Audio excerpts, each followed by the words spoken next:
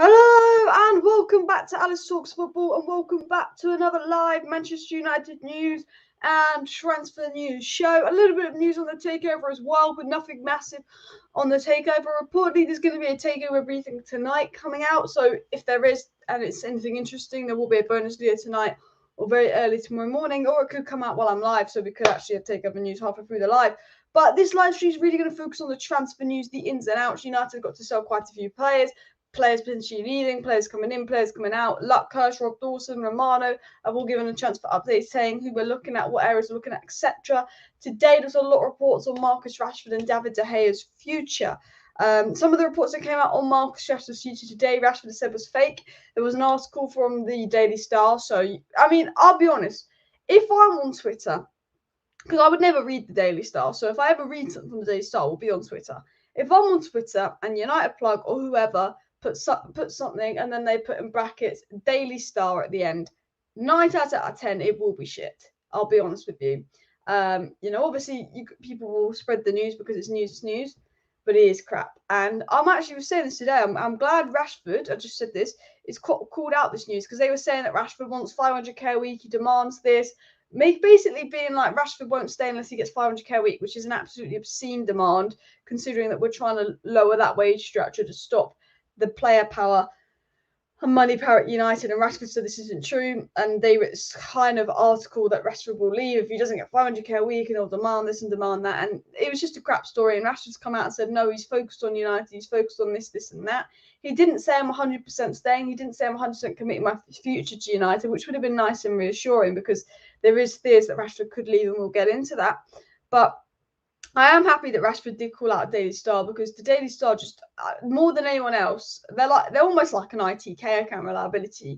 They chat crap. Like the ITK is the worst, followed by like the Daily Star. Then there's a few clickbait journalists, and obviously, as you know, on my channel, I report pretty much all the news. But I always say to you when I'm reporting a story, this journalist, take it with a pinch of salt, because I report stories and I'll be like, this journalist is claiming Qatar have had extra meetings and had to put a 6 billion bid in that's going to trump Sergio Ratcliffe. And then I'll say, but this journalist doesn't have a good rep. So although what this journalist is saying, take that into account. And we always try and do that on the channel, and we always try and give it, like, tell you if the source is good or not. I mean, if the source is crap, I will say after I've read the news story, the source is crap. And I think, when I did read the news story about Rashford, I did think Daily Star, take it with a pinch of salt. And then obviously Rashford's come out and said that's not true. Rob Dawson is obviously a decent source. You've got your god tier sources that get news, they break news, like your Ornsteins, your Romanos, and then you get your good sources like Rob Dawson, Samuel Luckhurst, who even though they're not number one god tier sources, when they tweet something out that they get that information from someone to do with the club, whether the club lied to them or not, whether they clickbait us or not. That at least if you've got a story from someone like Jason Burt, Rob Dawson, Jamie Jackson, Samuel Luckhurst, that story's come from somewhere. When you see a story come from the Daily Star, you think that story's come from someone's head and they've made it up.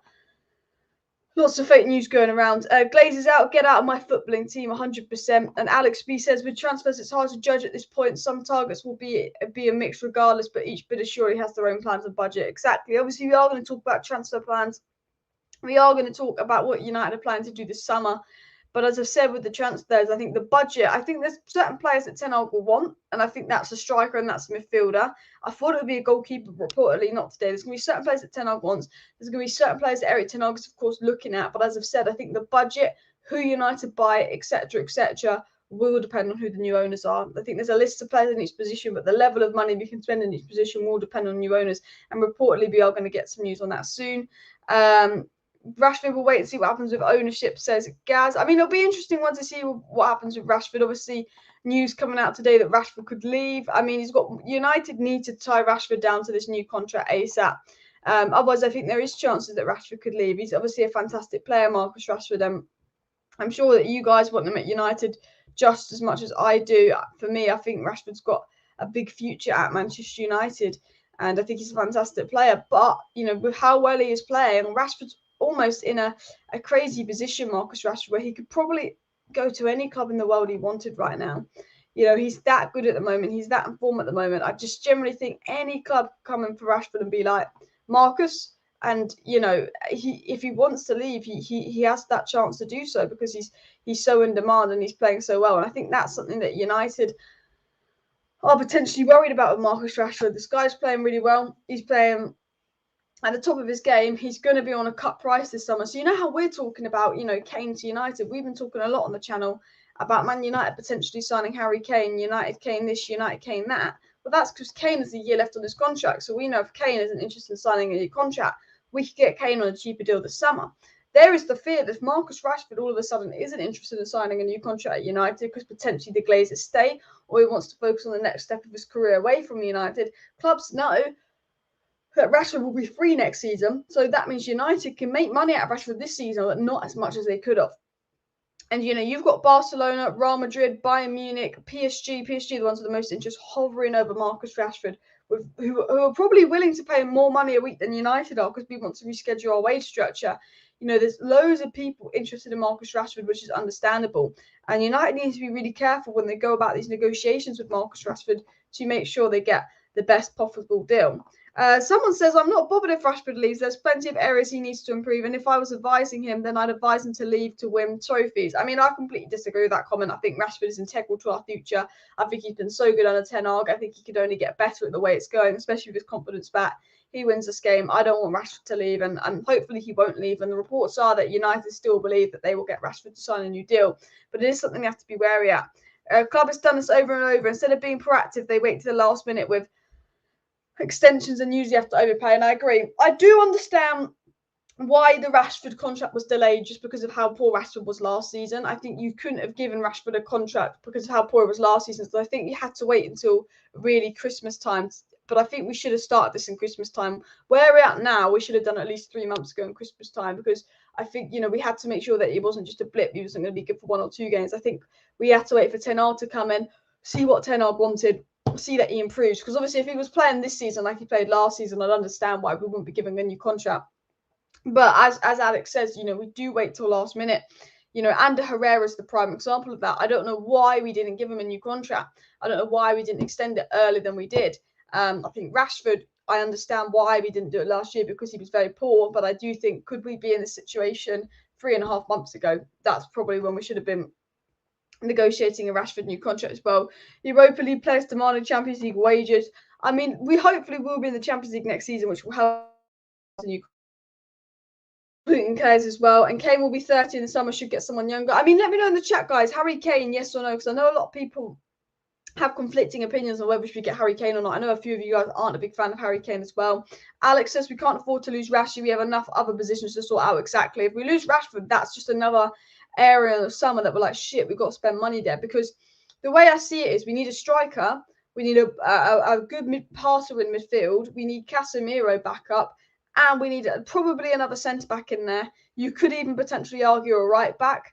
And you could even potentially argue a goalkeeper. However, we will touch upon that because it doesn't look like we're going to go for a goalkeeper with De Gea set to stay as well. But I do think Kane would be a good striker for United, but he isn't one for the long term. And if you do get Kane in, there's almost that thing of we've got to win something big like a Premier League or a Champions League in the next 2 seasons. And as much as a good manager I think Ten Hag is, unless he's got Qatar backing and he's going to get a lot of players in quick, it's very unlikely that we could be a Champions League winning and a Premier League winning side next season. I see next season of us being a title race. This season we're in the top 4 race. Next season we're in the title race. I think the season after is when we really would win stuff in terms of a rebuild. But yeah, Rashford is lucky to be after last season, like all players. I mean, how awful we were last season is mad as well. 400k, of course, it's like Marcus feeds hungry kids. Doesn't seem like the type to demand things. They're a good Daily Star. They were saying that Rashford's demanding 500k a week, and Rashford's like, no, I was not demanding 500k a week. That's not true. Rob says no to Kane unless it's well below 80 million, 50 mil max. I wouldn't pay any more than 80 million for Kane because he is nearly 30. I think he's a fantastic player. I think he would be a Robin van Persie at signing. You know how Casemiro came in and took us up a level? I think Kane comes in and he takes us up a level just like Casemiro, just like Robin van Persie did. But I think when you're signing a player like Kane, you normally do that as you're like, this is the big striker that's going to win us the trophy. We don't just need a big striker to win us the trophy. We need a big midfielder. We need a better defender. We potentially need a better right back as well.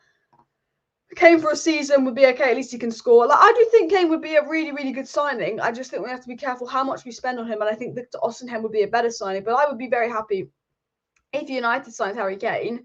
But I don't want us to be spending ridiculous money on someone that is old, injury prone. For me, Victor Osimhen is number one. But without a doubt, Harry Kane takes us to that top level, but he's only there for 2-3 seasons. He's very Casemiro-esque rather than Van Persie-esque. And are we at the point in the rebuild where we should just sign players and look at winning stuff in the next 2-3 years? Or are we at the point in the rebuild where actually we need just something a little bit longer term? Because you could argue get Harry Kane and then get Evan Ferguson. And then when Harry Kane retires, you've got Evan Ferguson there. And, Evan Ferguson looks fantastic. But we don't know if Evan Ferguson would reach that potential. Now, what people do, what is a myth, is that Harry Kane isn't a Ten Hag type of striker. There's this myth that Ten Hag likes really pacey, dynamic, quick strikers. I think Kane is pretty dynamic and to an extent, but basically, the strikers that Ten Hag's played with are Huntelaar, Sebastian Haller. They're not these strikers that I think people think they are. Harry Kane very much suits the type of striker Ten Hag wants. And, although we're going to talk about Victor Osimhen in a second, although we're going to talk about the news why is my thing lagging? Well, we're going to talk about the news that Victor Osimhen wants United and United is first choice. It is reported that Man United's first choice, although Victor Osimhen, which apparently wants United, could be Harry Kane over Victor Osimhen. And we'll talk about that in just a second. Now, I do think Victor Osimhen is going to be more expensive than Harry Kane by a good 40 million. I think that Victor Osimhen will be looking at about 120 million pounds, and I think Chelsea will be in for Osimhen and they'll be willing to pay that. However, reportedly, and I don't know if it's true, I don't know if you guys know anything about it, so if you do, let me know in the chat. I read something about today about Chelsea potentially getting an FFP trouble.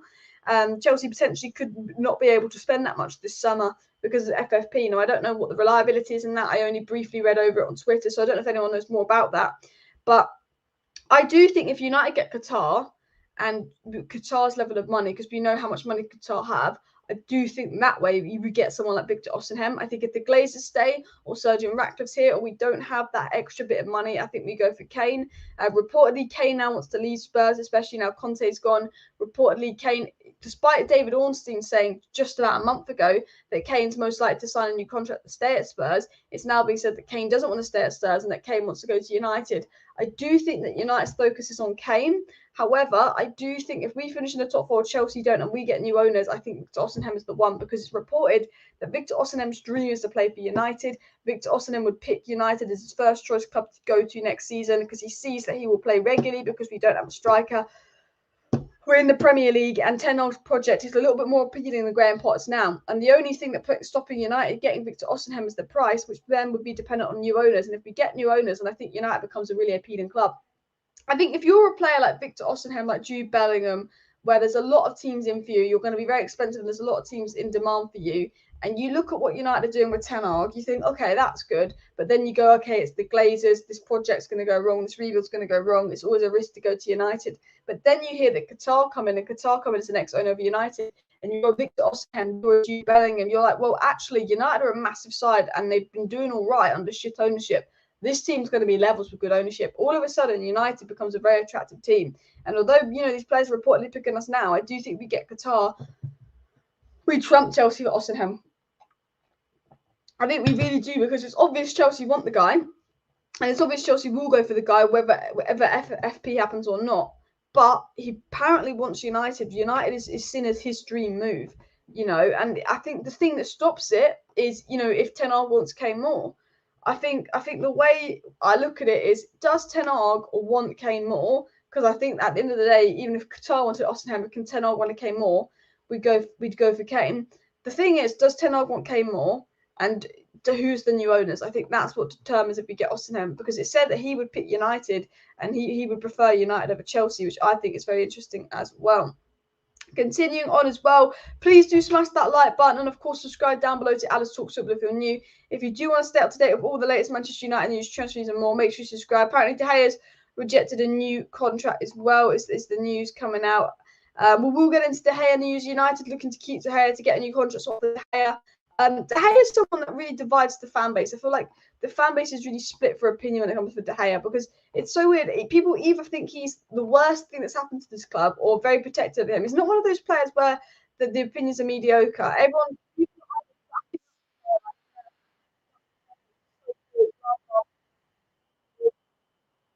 so anti De Gea. I think De Gea is overhyped by some fans, but really disrespected by other fans. So I'm going to do a poll. Not Q&A. I'm going to do a poll and I'm going to ask you guys what should we do with De Gea? What do we do with De Gea? Keep, or I'm going to say replace instead of sell, because I'll be honest, I don't have that strong opinion on De Gea. I think that he is overhated by sections of our fan base. I think he's a quality keeper. I understand his flaws. I understand why some people would want another goalkeeper instead of De Gea. I understand De Gea's flaws. His distribution and ability on the ball was frustrating.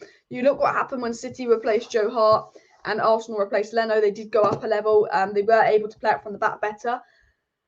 And that's something we struggle with. However, De Gea is such a good keeper. He makes so many saves that almost makes up for that. Now, I think this summer, I'm not worried about if De Gea stays or goes. And there's some fans crying, oh my God, United is stupid if they think keeping De Gea is a good idea. There's some fans absolutely crying over the fact that David De Gea might be staying for a few more years. I don't have a problem if De Gea is starting in that next season, because where I have a problem is striker and centre mid. We need a ball-carrying midfielder and a striker before anything. That is my number 1 and number 2 priority, striker and midfield. This time next year, if De Gea has not improved his distribution, if De Gea has not got much better on the ball, and if I can see that we're struggling in that area, this time next year, I believe we go and look at a Diogo Costa, a David Raya. We get that goalkeeper in. I think because there's so many areas that need addressing, striker, midfielder, arguably another backup midfielder for Casemiro, right back, centre back. I think, in my opinion, I'm not so fussed about the De Gea situation. A lot of fans saying, oh, this is rubbish, United taking a step backwards, keeping De Gea, and there's a lot of fan meltdown over this. I don't have an issue with De Gea staying, but I do think this time next year, we might be looking at selling De Gea. Maybe De Gea stays, and maybe De Gea is fantastic with his feet, and he becomes this modern advanced goalkeeper in the space of the year, which he's not been able to for so long. Maybe he does that, and fine, we keep De Gea even longer. I do think this time next year, once we analyse, where we're at, where we've had that new striker, we've had that new midfielder in, I do think potentially a new goalkeeper is something that we should look at, and maybe we should look at moving on David De Gea next year. I think he's a fantastic player. I think he's been a fantastic servant to our club. But I think with the way Ten Hag wants to play, I don't think De Gea is best suited for that. But I have no issue if he stays this season. I have no issue if he's in goal next season, because I think we've got bigger priorities. And I think with De Gea, he's a quality keeper. He makes quality saves. There are flaws. I think we will be better if we had a better goalkeeper on their feet. But I think the fact that there's people out there that generally look at some statistics and think that United will just win the league and all they've got to do is sell De Gea. And it's going to take a lot more than that. De Gea is probably not really affecting our league position much, give or take. Maybe he's actually helping our league position with the amount of saves he makes. A lot of people seem to think if we sell De Gea, that makes us title winners. Personally, there's a lot more that needs to be done at United before we think of selling De Gea, in my opinion as well. Do you think the Sheikh will put a third bid in, Alice, or do you think he'll walk away? Well, reportedly, they're going to find out tomorrow or tonight. Reportedly, there's going to be some takeover news breaking tonight. I don't know if that's true. That's just kind of a rumor going around. But tomorrow and Friday should be the day we find out about the third round. So right now, if you didn't know what's going on in the takeover process, basically the second bids have gone in from Sheikh Yassim, the Elliott Group, Sir Jim Ratcliffe, a couple other people have put their third bid in for Manchester United. And we will find out Thursday or Friday what happens next. So that will progress. So that will either progress with the Glazers saying we're not quite happy with our bids. We want a third round of bidding to invite more bidders, to invite people to put the bid up, or the Glazers go and the Rain Group grow. You know what? This Qatar bid is stronger than the Elliott bid, and stronger than the Jim Ratcliffe bid, stronger than this bid, stronger than that bid. Qatar's our preferred bidder. We're going to take Qatar and Qatar only into that third and final round, and then Qatar become the next owners. It's either going to be a third round of bidding, or a preferred owner is going to be picked, and then they're going to go into the third and final stage of bidding by themselves. And we are set to find that out in the next 48 hours, people. So do make sure you subscribe to Alice Talks Football if you have not already, if you want to step to that as well. We're going to talk about the players leaving United. I haven't actually got into news. I have been blabbering on, so we'll do that as well. Sign Ferguson, let him stay at Brighton. I'd sign Ferguson next season as well. And can get Kane for free in summer 2024. Pay 80 million now. I'll pass us Rob. And if we did get Kane and got a few years out of him, job a good one, in my opinion, says Carl. So definitely mixing opinions on Kane. I'm just going to scroll down to the bottom of the chat as well. Alex said, if Ten Hag is happy with David I have no issue with giving him an extension. He's actually doing well this season. And I think this is a good point here from Alex. whether we think, you know, David De Gea is going to help us or not, the most important thing is what does Ten Hag think? Because at the end of the day, Ten Hag is a way he wants to play. Ten Hag is a style if he wants to play. Ten Hag's not stupid. If Ten Hag doesn't think David De Gea is capable or good enough to play the way he wants to play, Ten Hag will get rid of De Gea. Do you notice how McTominay and Maguire no longer start any games? They very rarely start. We played one game, first game of the season against Brighton with McFred. We've not played a game with McFred since. You know, Maguire's played the odd game here and there, but it's Lissandro Martinez and Varane now. I think, you know, you've got to trust Ten Hag. You've got to trust Ten Hag's judgment. Ten Hag wants to play a certain way. And if he sees De Gea is able to play that way and he wants De Gea to stay, then I have no issue with that. If he wants to give De Gea a new contract, I have no issue with that because De Gea has been good this season. And if Ten Hag rates him, Ten Hag knows his system better than me. Ten Hag is a clever guy. Ten Hag thinks that he can do it. So, again, I think that is a way that you can look at the whole De Gea situation. Like, you know what, but Ten Hag thinks this. I like Ten Hag's judgment. I trust Ten Hag's judgment. I think that is a smart way of looking at things. And I do think that I don't have an issue with, I was about to say Greenwood. I don't have an issue with De Gea staying. I don't have an issue at all. I do think maybe next season we do look at it if it becomes an issue. But I do think number one priority is striker, number two priority is midfielder. And then I think we can work on goalkeeper when it comes to it, which could potentially be a room for improvement next summer as well. A lot of people happy to keep De Gea. Most fans like De Gea. It's very few who want him gone. He's still the best. I mean, I'd keep De Gea 100%. Maybe next season I'd look at a goalkeeper, but I think we've got bigger priorities. Some people say replace. Kane expecting his fourth child as well, so that's news on Kane. And whilst De Gea isn't the best goalkeeper, I don't mind him. There's a lot that are better than him and his backup quality. I think there's a lot of good keepers out there. No one is as good shot stopper as De Gea, but there are keepers out there that might make us better on the ball in play because of just the way they pass the ball. And I think one area that we do struggle is when we play out from the back. We do give the ball away. We don't pass the ball the best as well. Unless we have a world-class keeper lined up on a cheap, we need David De Gea for 2 more seasons. And Rob makes a good point here. I think another thing with De Gea is it's very hard to replace a goalkeeper. Diogo Costa's a good keeper. Is he worth 70 million? No. David Raya's available for 15 million, but it's Brentford to United. As good as he's been at Brentford, that's a big jump. I also think we're selling De Gea. You've got to have that goalkeeper ready. You've got to have that goalkeeper that you want because goalkeeper is almost one of the hardest positions to buy. Look at Chelsea struggling between Mendy and Kepa. Goalkeeper is such a difficult position to buy because you know, you get it right or you get it wrong, really. And I think Arsenal got it right with Ramsdale. That was a risk.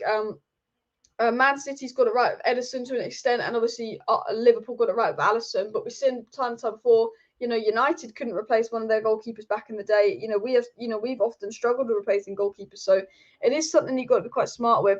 Vlahovic, Mason Mount, Kane need to have a good level to win. I don't think United are in for Mason Mount. I would be shocked if we signed Mason Mount. I think that he's not quite the profile we need, and I think that the Mason Mount stuff could be something to do with maybe getting a better contract at Chelsea. I generally don't think that Potter will sell Mason Mount. However, Chelsea have so many players, they need to let go of some players because reportedly Chelsea have done some stuff at FFP. Would you take Mason Mount at United? Let me down below. Let me know down below. Alice, your mic is going buzzy. Is everything okay with my mic? Just let me know as well.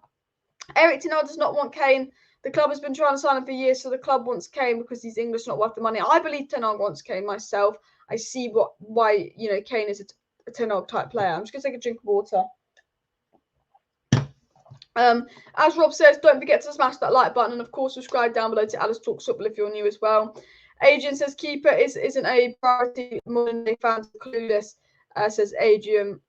I think priority is striker, then midfielder, then you potentially look at goalkeeper. But I think every single one in this fan base can say that the number one priority is striker, and the number two priority is that midfielder to go next to Casemiro. And then we can argue that number three priority is a goalkeeper, depending on our opinion. We can argue that number three priority is a right back, a centre back, a Casemiro backup. It all depends on opinion as well. Shea Yassim needs 3 rounds. I think we will talk about Takeover and some news that came out about the United price in just a second. The Glazers are trying to use other factors to drive up the price of United. Surprise, surprise, surprise. Dave's still a top 10 goalkeeper in the world, says Star-Lord. Yeah, I'd say so. And over 334 watching, so please do subscribe, says Diego. I'm just scrolling down the chat as I'm a little bit behind. The Sheik's patience is being tested. If he doesn't get Man U on the second, he'll walk. Do you know what I don't like about the Takeover? And do you know what's annoying about the Takeover? Is this thing, you know where we are now. So we've just done the second round of bids in a Takeover, and we're waiting to go into the third round of bidding for the Manchester United Takeover. And the third round might not be bidding. The third round might be a preferred bidder. Where Man United Takeover should be now is 2 weeks ago, they were meant to have chosen the third bidder. So we'd be going into the end of March, beginning of April, kind of knowing who the next owner was going to be, but just finalising it. That was what was meant to happen. And the frustrating thing with this takeover is that, you know, the goal was to where we are now was meant to be done bang in the beginning of March, not at the end of March. We were meant to have a round of bidding, then a second round of bidding, and then a preferred bidder is picked, and then that preferred bidder is picked, you know, sort of mid-March, and then by the end of March we're finalising that, so we have new owners in April. That was the goal. The Glazers are delaying the sale. The Glazers are letting the sale drag on because the Glazers want to get as much money as they can out of United. They want to rinse United dry of money. So when you are the Glazers, when all we care about is money, you know if you delay that sale, if you let it drag on, you could do a third round of bidding to maybe drive the price up even more, rather than select a preferred bidder. We might hear tomorrow that they're doing a third round of bidding. So we've got to wait for Sergium, Elliott Group, and Qatar to bid again. And that drags it out, and then that takes the sale process all the way into summer, which means that Tenor is going to have less time to sort out his summer transfer window, which we're going to talk about now. And I haven't even got into the ins and outs because of just Glazer incompetence, because they don't care. They're not going to be here next year. Why should they care? They're going to delay the takeover deal as long as they want to make sure they get as much money as possible. I feel like that's what's going on with the Glazers. And Qatar and Sergeant Ratcliffe will get frustrated. Qatar wants it. Sergeant Ratcliffe wants it. They want it sooner rather than later so they can focus on the summer. The Glazers know that they can make more money out of this deal if they drag it on. And that's what we do with transfers. And that's what we're doing with the takeover. We're dragging it on. And I have to say, it's just driving me insane. I just stopped dragging on the takeover as well. Stop dragging it on as well. I'm just going to scroll down as well. Enzo Lee Fee or Kunkuku from Feyenoord will be excellent roaming player options alongside Casemiro. Eriksen is good, but we lack in-depth midfield and striker. We need to address that first, and then goalkeeper. And saying, I absolutely agree with your comment, and I agree with everything you've said here. I think you've listed two good players. I've only watched these players a couple of times, but when I've watched them, I've been impressed. I feel like they could be cheap alternatives for De Jong. And then, so I do agree with that as well. We need some kind of playmaking options to play next to Casemiro. We need a striker and potentially need a goalkeeper. The only risk with these two playmaking options is, although I want United to sign them both, although I've seen both those players and I think they're good, I do think there is the question of, are they quite ready for the Premier League yet? Is it too big of a jump up? But I think they're quality players. I'm 100% agree with your comment. Mike is okay. Sound is okay, which is good as well. Kane will be our Robin van Persie, and I agree with that as well. And number 3 priority for me is the centre-back. Big drop-off when Varane's not available. I agree. I think, like, it's weird because number 1 and 2, obviously, striker and midfielder. The number 3 for me is torn between that third centre-back, that De Gea replacement is good with their feet, and potentially even a Casemiro backup. I think we need all of those positions to be addressed, maybe even right back to be addressed. And for me, this is why I'm put off Bellingham. I saw people say today United should go for Bellingham. He should be number 1. And I like Bellingham. I think he's fantastic. I think he'd be brilliant signing. But I'm at the point where I think we need a right back, a centre back, a goalkeeper, 2 midfielders, and a striker this summer. And I think if we get Bellingham, we can't afford to do that. Would a better window be Osimhen and Bellingham, or would a better window be Osimhen? You go for Enzo Lee Fee, you go for Ugarte, you go for Kingman-Jay, and you go for Frimpong, and you go for David Raya. What would be a better window? All of those players, or the fact that you bring in someone like Bellingham, let's say Timber, and let's say Kane. Is it 3 players? Sorry, three players, or is it 5, 6 players? Where do you think United are in the rebuild? Do you think they could get away with just adding a striker, a midfielder, and a centre-back, or a striker, midfielder, and a goalkeeper? Or do you think that we need to go actually cheap in midfielder so we can get another 2 midfielders in, so we can get a goalkeeper in, a right-back, a centre-back? I think the big question around United is which areas they specifically need to address. Ferguson's a better buy. He's going to be for the future. He's going to be world-class. We will talk about Evan Ferguson. Romano spoke about him and said that United are 100% looking at him as well. And Gas says we could have got rid of the parasites years ago if we just don't go to games and buy stuff. I won't be going to Old Trafford or buying stuff until they go, says Gaz. And you make a point, but it's just so much easier said than done. We want to go to Old Trafford. We want to watch our team play. We want to support our team play. So much easier said than done, but hopefully these parasites go. Reportedly, the Rain Group's focusing on the full sale. The fact that the deadlines were extended for the full sale bid says to me that there is a focus on the full sale, which is what I'm trying to be positive about. I do generally believe that the Glazers want the full sale. I do think these stories coming out saying they're looking at the minority state, that they're prioritising minority state that don't want to sell, is all a negotiation tactic to get as much money out of Qatar and Sergeant Ratcliffe as possible. Because you notice that all those stories come out just before bids are expected to go in for United, all the stories about them staying. And I do think it's a negotiation tactic. I do think the fact that they've granted a deadline to Qatar, that Qatar have had extra meetings, the fact that all the reliable journalists are saying Qatar is the favourite, followed by Sir Jim. It's believed that, the Glazers are actually prioritising the full takeover, although they're not trying to let onto it. I do generally believe the full takeover is the priority of the Glazers, but they won't do it unless they get the money they want. They want to brag about it. They want to say they've got this world record bid, and the Glazers won't do anything unless they get the money they want, which is annoying as well. Spurs want 100 million, or Kane's not going anywhere, and I agree that Kane is not worth 100 million. He's good, he will help us, but 100 million. The problem with Kane is he's a fantastic player. He's at another club, you're like bargain, but with Spurs, you will not get Kane for a bargain. And that's the annoying thing. Melier from Leicester would be a perfect, promising player. Is a good sweep from Leeds, you mean? I don't know how I feel about him. He's young, he's one for the future, but I'm not 100% sure how I feel about him. Moussa Dembele is one that we've been linked to a lot, but for me, I think there's better options. I think Timber and Kim Min-jae are most likely centre-backs. Thank you very much for the super chat. A penny for your thoughts on the Newcastle game. I'm assuming this is the one coming up. No Casemiro for the Newcastle game. What do we do in the midfield? Do we stick Martinez in midfield? Do we stick Lindelof in midfield? Do we go Fred? I think we have to go Fred and Sabitzer. I do not want McFred. I think we have to go Fred and Sabitzer. I think we have to go Fred, Sabitzer, Bruno for that Newcastle game. Maybe we go McFred. I don't want to see McFred. I think, you put, what's his name? Well, who's the fucking really good one? Oh my God, what's his name? Bruno Guimaraes. You put him up against McFred, he fucking schools them. So for me, I do think I'm worried about the Newcastle game without Casemiro. I think, I'd probably go with Wan-Bissaka right back to deal with Saint-Maximin, Shaw left back. Centre-backs will obviously be Varane and Martinez, De Gea in goal. I'd probably go with Sabitzer, Fred, Bruno. Probably, if I'm going to play McTominay, I don't want him in the midfield because he's rubbish in the midfield. I'd probably stick him striker. Rashford on the left, Antony on the right. Yeah. And Weghorst up top, because Weghorst was good in the cup final against Newcastle. And if Weghorst is crap, I'll probably try McTominay striker. I don't want him in the midfield. Or really, I'd try Rashford striker, Antony on the right, Sancho on the left. I think for Newcastle, Weghorst will work.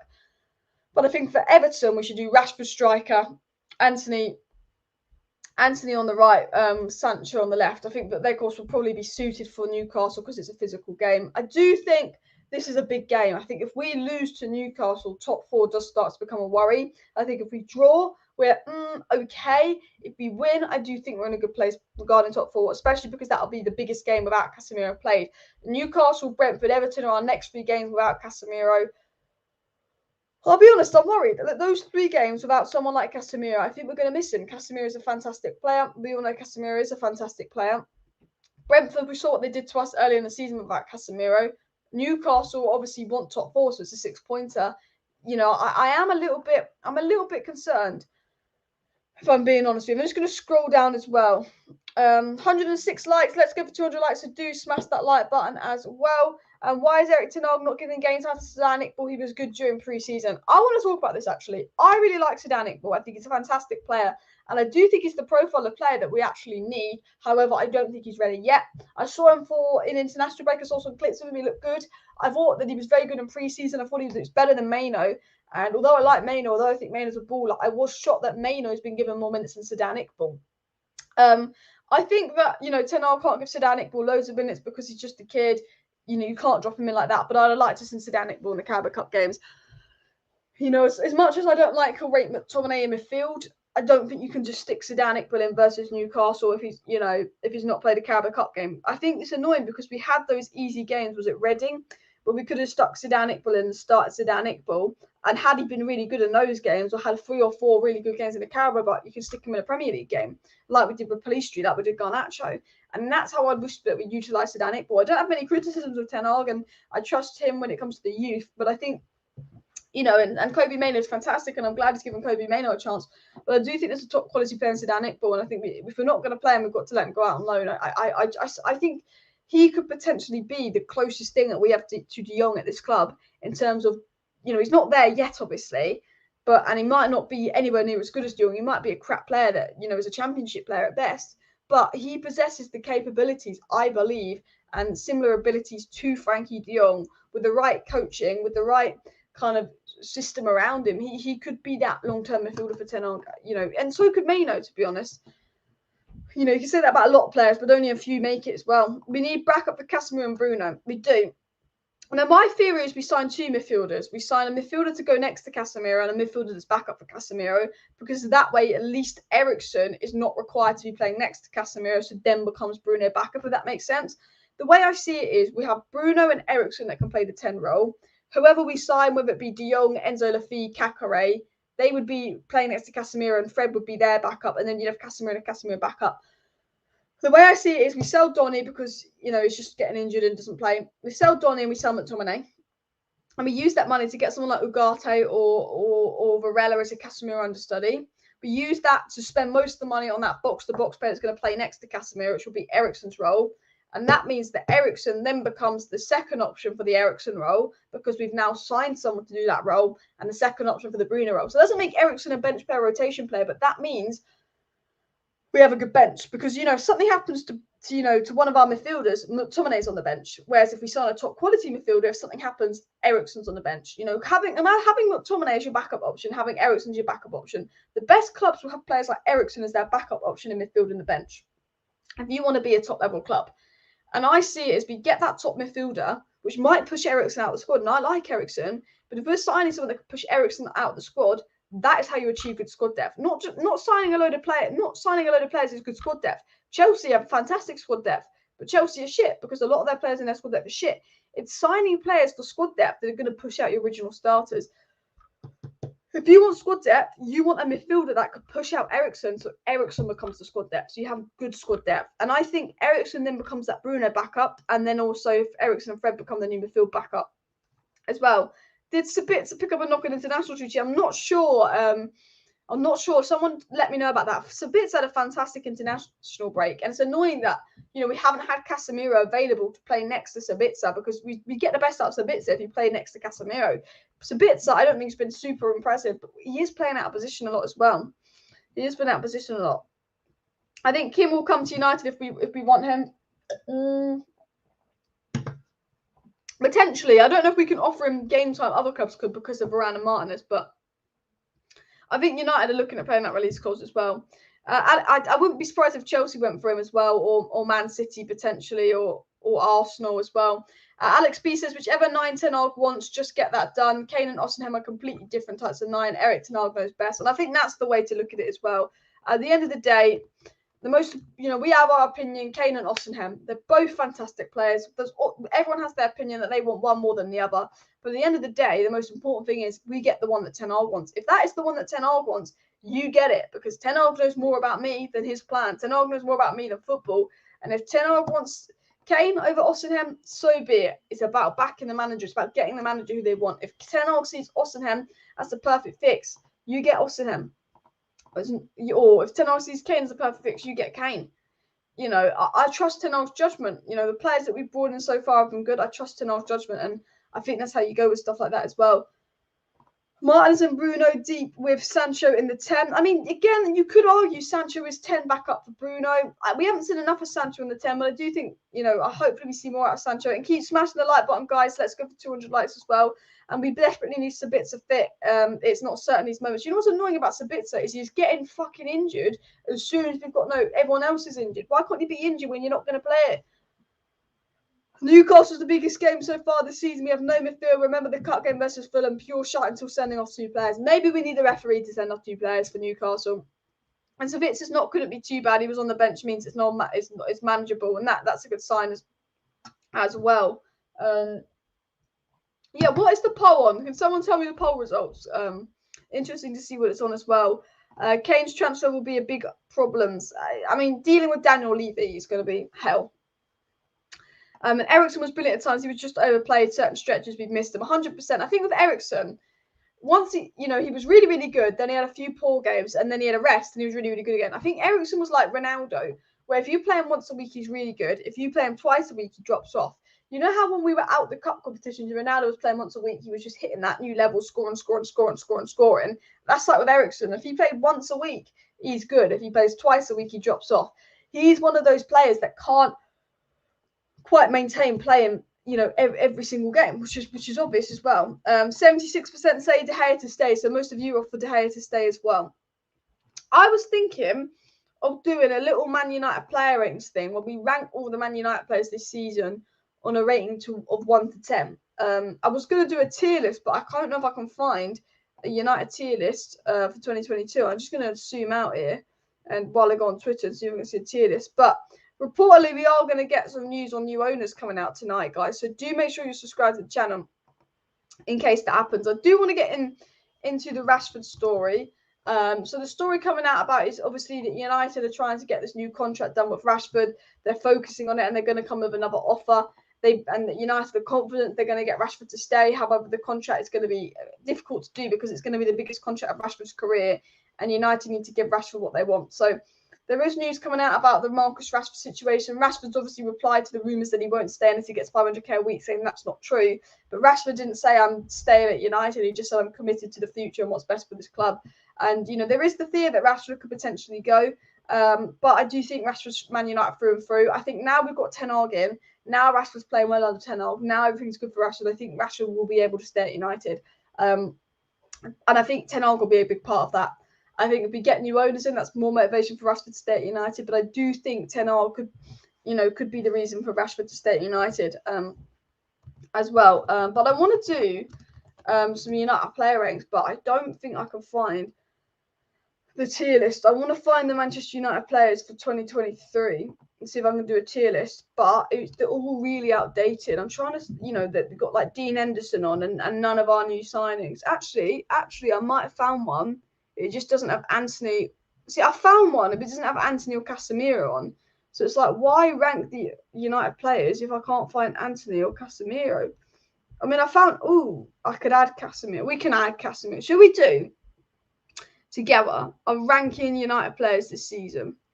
I think that would be a smart move to do. Ranking all the United players this season. I think that would be a smart thing to do. And we'll just have to do Casemiro because they've not put him on the list. Which somehow they forgot about Casemiro as well. Ten Hag needs to be backed. I agree. Liverpool do want Kim Min Jae. If they don't get top four, I really hope Liverpool don't get top four. I tell you that now. People say overplaying players is not good, but squad depth is weak. Yeah, I mean you can't blame Ten Hag for overplaying players because the squad depth at this club is shambolic. So let's go and do the tier list.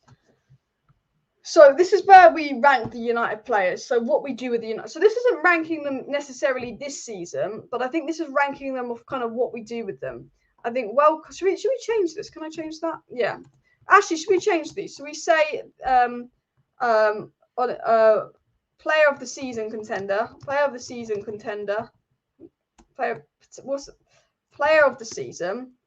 Top class. Decent. Poor, get out the club. We'll be nicer. We'll say sell. We'll say potential. We'll say poor. Some people have been poor, but then poor means sell. Poor, you know what I mean? I think they're fine. So Dean Henderson just goes and sell because I think, if we're giving De Gea a new contract, we want to make that money out of Dean Henderson. For me, I would sell Dean Henderson.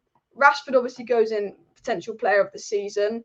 I mean, Casemiro obviously goes in potential player of the season. I think, they are two players that have been fantastic this season. I think Rashford, just crazy.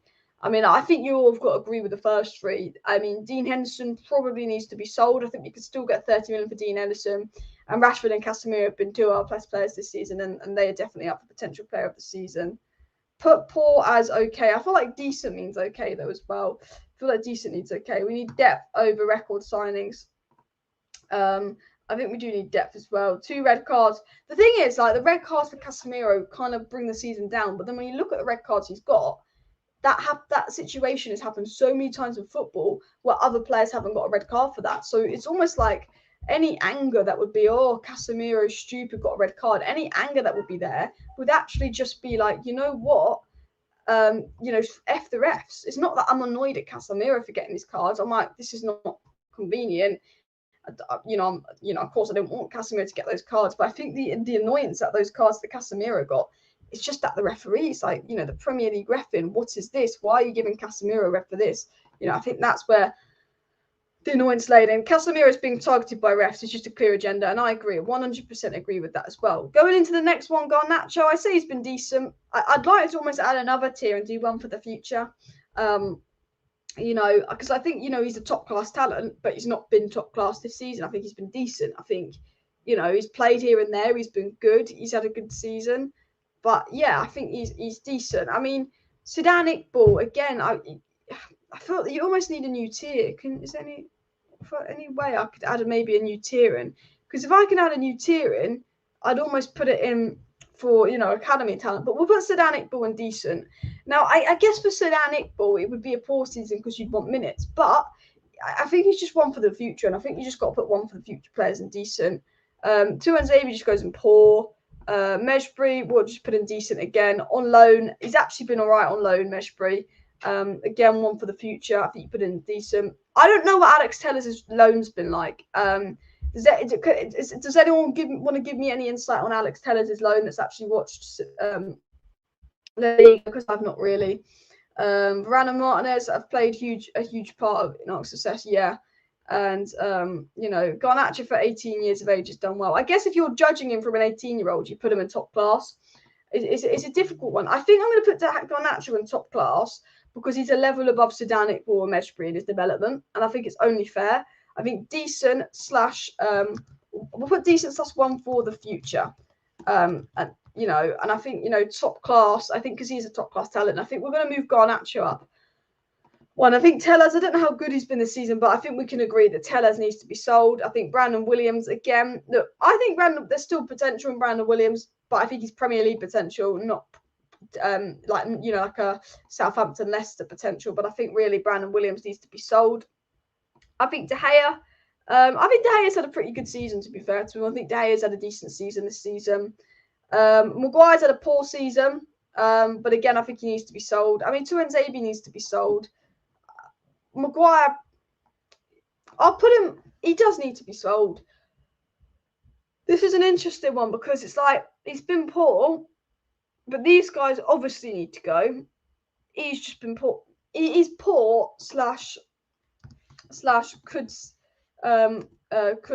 look to sell. I think the players at the bottom just need to be sold because, you know, they're awful. Maguire as a third choice centre back isn't bad, but he's not good enough. I think Maguire is. I don't know. I think you have to sell Maguire. I'll be honest. I think you have to sell Maguire, but I think he's had a poor season, so we'll put him in poor. But why is my computer so laggy? What is going on here? Sorry, I'm torn now. I'm torn. I don't know. I don't know what one to put Maguire in. We'll put Maguire in sell. I think he needs to be sold. Again, we'll just put him there. I think Eriksen's had a top class season.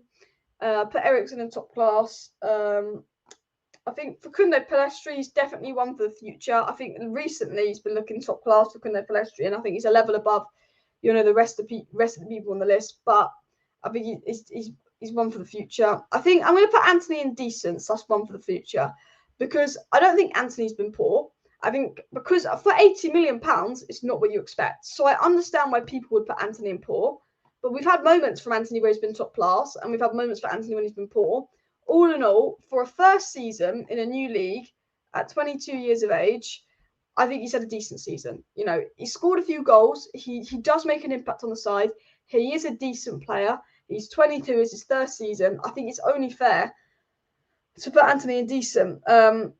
Maguire been poor, we definitely need to sell. Maguire could go in poor and sell as well. And Alex Tellers in the bin. I mean, I'm just looking at what you guys are saying. Tellers loan been poor, yeah. Tellers, yeah, I think Tellers needs to go. And Garnacho has had a better season than Anthony. I think in terms of expectation, yeah. I think Fred's had a decent season. I don't think Fred's been class. There's again, Fred has had games where he's been absolutely top class, and I've been like, boom. And Fred's had games where he's been crap. Because of that, I think he's with Anthony. Sometimes he's good, sometimes he's shit. So I think decent for him. I think Luke Shaw goes in top class. Again, I think Luke Shaw's had a decent season. I don't think he's been mad, but I think he's been very good this season. I think Luke Shaw's had a good season. I think Amad Diallo, I know he's on loan, but I'm putting him in top class. Now, the reason Amad Diallo is going in top class is because his loan spell at Sunderland, he's arguably their player of the season. He's been fantastic. So even though he's on loan, with Amad Diallo, you know, obviously I think Mejbri's been decent on loan. I think Alvaro Fernandez had moments on loan. But, you know, Amad Diallo's loan has just captured us a lot more attention than the other loans because of how good he's been. I think Donny's been poor and potentially one we can sell. It's not his fault.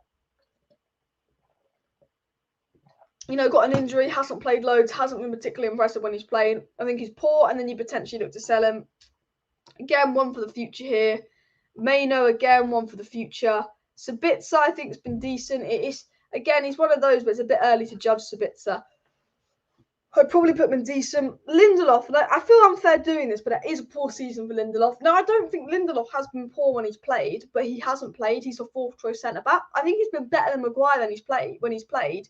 But Lindelof wants to play every week. He can't because he's not as good as Varane and Martinez. So you could say, look, it's unfair putting Lindelof in poor because he's got to compete with Varane and Martinez. But Lindelof, you know, as a third choice centre back, is a decent player.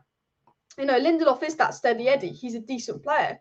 You could argue he's in here, but because he's not getting the minutes and Maguire seems to start over him, I then put Lindelof in poor. I do think he's been better than Donny, though. Jack Butland, it doesn't really matter. I mean, I'm just going to put Jack Butland in sell. I mean, just doesn't really matter, does it? Wan-Bissaka, second half of the season, top class. First half of the season, poor. Well, first half of the season, he's in sell. Second half of the season, he's in top class.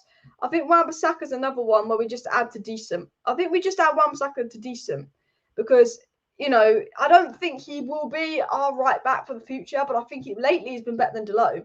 Now, I think Dalot has had a better season than Wan-Bissaka. I think Dalot has dropped off recently. I think recently Wan-Bissaka's been better than Dalot, but as a season collective, I do think Dalot's had a better season. So maybe you could put Dalot in top class, but I do think, again, Dalot probably goes in one for the future. I'm trying to put all the main players ahead of the youth prospects here.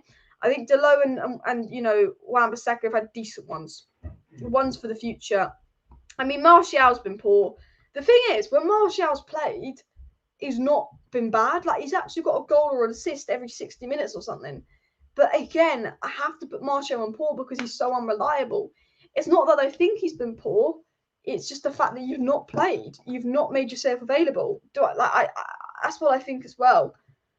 That's what I think. Man United a better season than I expected with a trophy in the bag to come. Exactly. Shaw is a good left centre-back cover. I agree. Ahmad's one for the future. I want to see him do more in the PL, says Alex. 100% as well. I want to see Ahmad do more.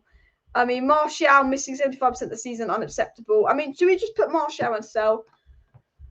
Tell me in the chat, do you put Martial and sell or poor? Because when he's played, he's been all right, but he's not played enough, which has made him poor because he's not made himself available, which is not his fault. So do we sell him because he's so frustrating? Do you put him in? Do you say actually sign a fat striker and keep Martial as backup, or do you go Martial so unreliable he'll probably be injured as backup? Let's sell him. Heaton was put in sell. I don't mind him as a backup keeper. Sancho is a difficult one because I actually think since he's come back, he's been okay. I've seen, you know, it's a weird one with Sancho. I think for what we expected, when you look at Sancho this season and you go, we expected a lot more because you're a £72 million signing. This is your second season. We expected you to be good this season and you've had to take a lot of time out because of issues that aren't your fault. It's been a poor season from what we expect.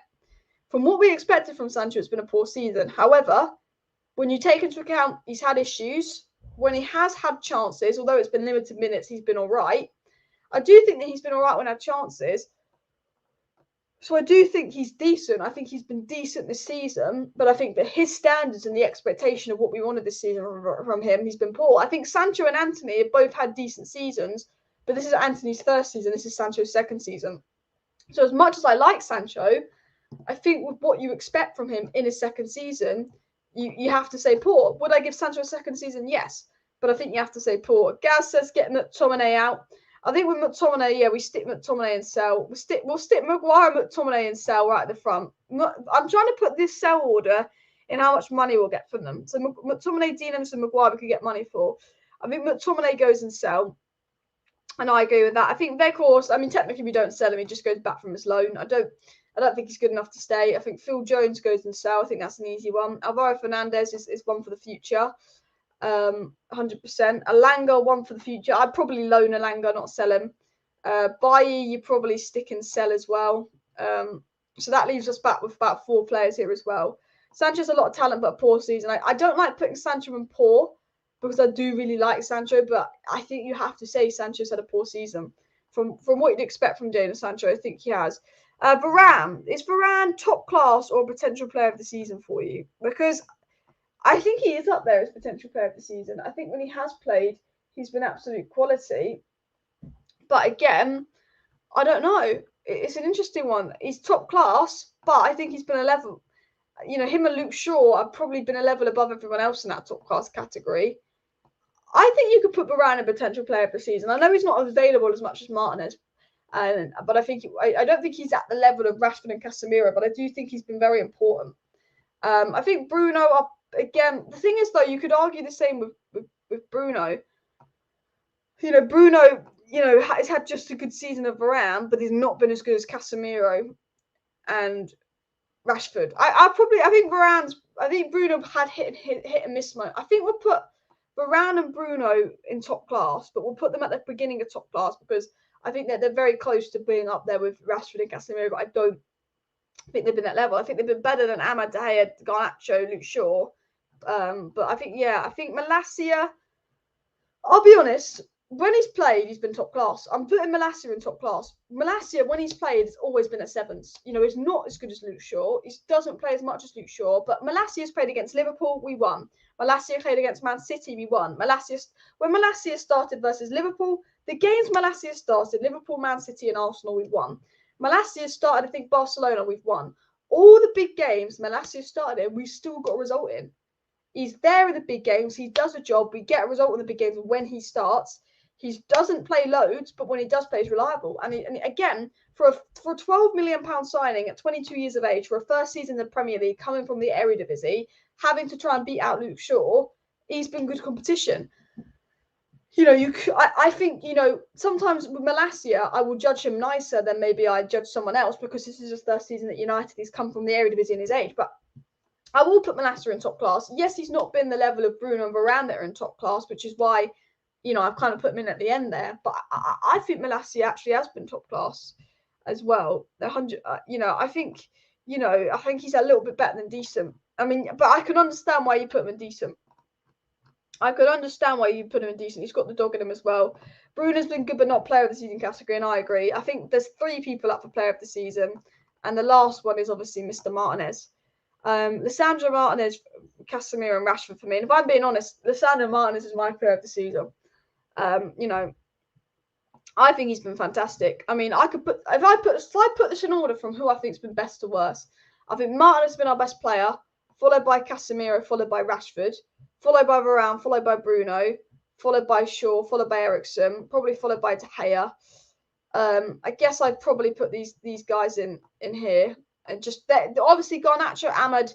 I'm not saying that Garnacho, Amad, and Malacia have been better than some of the players below them. I think Fred has been better than Garnacho, Amad, and Malacia this season, but by the standards you expect, because I'm taking into account their age and it being their first season. I think for Malacia and Garnacho and Amad's expectations, they've had a better season than Fred, but I do think Fred's been better than them this season. I think if you look at, decent, you probably put Fred, you probably put Anthony, Fred, Wan-Bissaka, Palestri, Delos, Sabitzer, and decent. Then you've got the young players behind. And then I'll probably put Sancho there, probably Lindelof, Martial, Donny, and then the players in sell, we sell. I mean, would you guys say that's a fair ranking for where United are at this season? Cass and Rashi been the best, Leach are just behind. Leach is my man of the match just because I feel like he's just consistently been class. But so is Casemiro, so is Rashford. I mean, I think you can argue Casemiro, Leach, or Rashford. I think it could be any of those 3. It could be any of those 3 that have been good as well. I mean, do a poll for the top 3. Should we do a quick poll? Because I'm going to end the live stream in 5 minutes. So we'll do a quick poll. Well, that's a really smart idea. So I'll get you guys to vote in terms of who you think's been the best. So let me go to my poll. Let me click on my video. So don't load my video. So we're going to just quickly put a poll in. So, freaking lag poll, if it lets me. Okay. Player of the season. We're going to ask you guys. Rashford, Lisandro Martinez, or Casemiro, or other. I mean, would anyone give player of the season to someone that isn't one of those? Other. We'll put the poll in. So the poll should be coming in now. So you guys quickly go ahead and answer the poll. Be interesting to see how that poll ends. To be interesting to see what you think. Phil Jones is obviously for sale. Like I think we can all argue Phil Jones needs to be sold. I put Eriksen player of the season. He has been saving grace against the Council. I think he's been good, but I wouldn't put him in player of the season. I think his injury doesn't help, but I don't think he's been quite the level of them. I think Eriksen, Bruno, Varane have been very important this season. They've played very big roles this season. I love all three of Eriksen, Bruno, and Varane, but I just think that Casemiro, Rashford, and Martinez for me have just been that kind of new level, just like a bigger, better level as well. So do get voting in the poll as well. After Maguire gave this last interview, I just don't want to see him play. I mean, the Maguire interview was embarrassing. The Maguire interview was embarrassing. You know what's more annoying is I've barely actually got into the transfer news. The video's titled like this many players staying, this many players leaving, and I hadn't even discussed the name. I mean, there's reportedly. Basically, I've taken an hour to get into what the title of the video is, but basically, Dean Henderson, Bailly, Tellez, Jones, William, Axel Tuanzebe, Maguire and McTominay are among those to be sold, and that United want to bring in 5 players, and that Rob Dawson linked us to a load of players. So I realised that I've done a whole live stream talking about United buying and selling players without actually listing the players that United are looking to buy and sell, but it's on Twitter. I've been talking more about stuff, and this is the problem with live streams. When I do like short videos, I just go right to the news, talk about the news. With the live streams, I start talking about something and get distracted by the chat, and then I realise, oh my god, I haven't spoke about that story on even Ferguson today. I haven't spoke about the story on Victor Osimhen today. I haven't spoke about the story on Kane today. I just realised I've been chatting for an hour. I haven't spoken about the main story. So what I'll do is I'll probably do a transfer video tomorrow where I'll cover the main bit of that news, because I'm not really discuss this one in too much depth. So I'm just going to look at the poll results. 40% of you say Casemiro, 33% of you say Rashford, and 25% of you say Lisandro Martinez for player of the season, and 2% of you say others. So that is the poll coming out as well. A lot of you guys sort of saying, Casemiro is player of the season. So that's interesting to see, but very close between the three as well. Quite a small divide as well. Maguire thinks he's Maldini. Doesn't have to prove anything. It's madness as well. And Casemiro undoubtedly world class. Can't say that about many United players last decade. Yeah, and Casemiro has been in the poll for player of the season because he is world class as well. Fred's been class. You could argue Fred could go up a category. To be fair, Fred's probably had a better season than Malacia. You could argue Fred goes there, to be honest. But is he top class? Anyway, guys, please do smash that like button. Of course, subscribe down below to Alice Talks if you're new. If you do want to stay up to date with all the latest Manchester United news, transfer news, updates, and more, make sure you subscribe to the channel. I will be back tomorrow with a morning video, and then if there's any news, I will be live tomorrow. Reportedly, tonight we might get a briefing on the takeover. There could be a takeover update coming in around 9 p.m. tonight. So if that happens, there could be a bonus video out tonight or early tomorrow morning. So do subscribe for that. Thank you everyone for watching. See you next time, and bye.